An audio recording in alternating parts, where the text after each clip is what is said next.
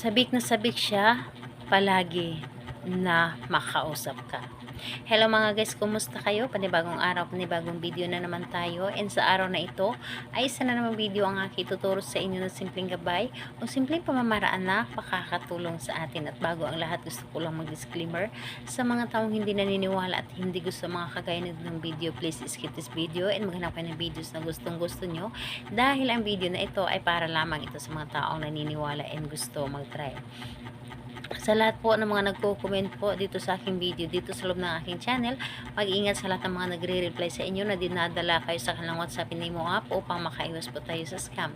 Ngayon po ituturo ko sa inyo paano nga ba masasabik o mananabik ng husto sa inyo sa pagmamahal o mananabik siya na lagi kanyang makakausap.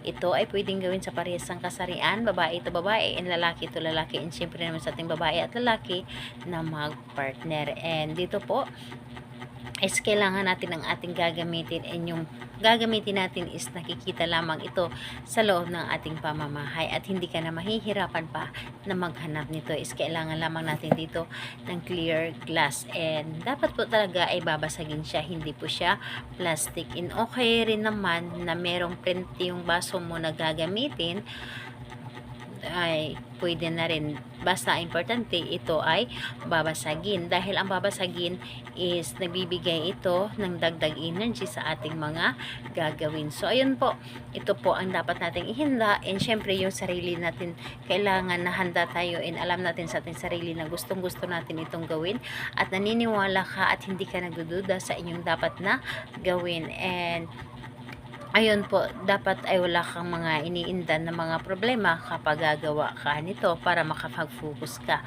So, ngayon kapag ready na ay pwede mo na itong umpisahan. So, ang gagawin mo lamang dito sa isang baso ay ibulong mo lamang dito ng 7 bisis ang inyong nais. Halimbawa, yung pangalan niya at apelyido at yung hiling mo. So, ganito po.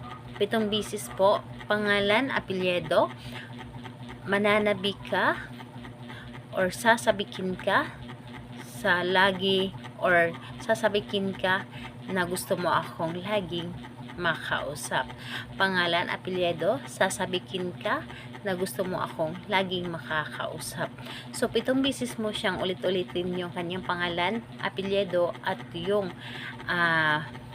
sasabikin ka na lagi mo akong makakausap.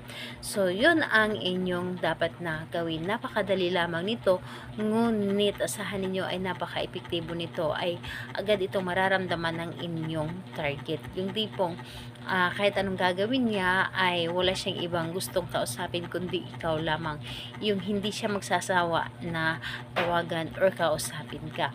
So ayun po, pagkatapos mong ibulong dito ng 7 bisis ang inyong nais, ang baso pong ito ay inyo itong itaob sa inyong mga palad. And hayaan ninyo ng mga ilang segundo, ramdamin ninyo ang energy ng inyong ginawa, and pagkatapos ng mga ilang segundo, ang basong ito ay ilagay ninyo ito sa mesa, panatilihing nakataob ito or di kaya sa ibabaw ng Durabox. Asahan ninyo agad-agad itong tatawag o agad itong maramdaman ng inyong partner ang inyong ginawa sa kanya. So, kahit anong araw at oras, pwedeng mo itong gawin. Salamat po sa inyo. Bye-bye everyone. God bless us all.